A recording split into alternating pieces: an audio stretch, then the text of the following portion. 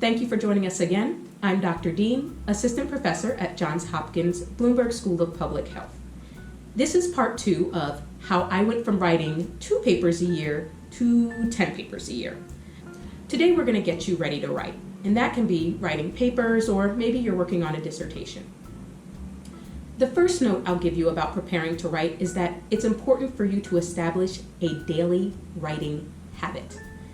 The faculty who developed the National Center for Faculty Diversity and Development emphasize this all the time, that you should be writing at least 30 minutes a day.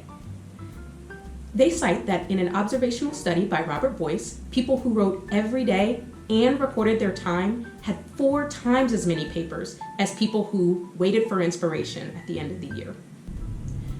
And in that same experiment, Robert Boyce found that those who wrote every day and recorded their time and had an accountability group had nearly 10 times as many publications as those who waited on inspiration at the end of the year.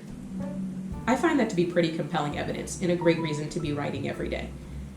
The book How to Write a Lot goes into depth on that. So knowing myself, I know that I tend to thrive in a less structured environment, so I have to put measures in place for self-accountability.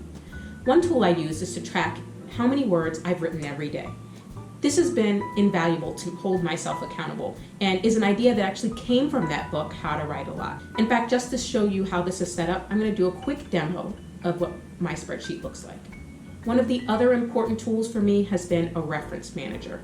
I've used RefWorks in the past, which is nice because it's free, but there's also EndNote, Zotero, and others.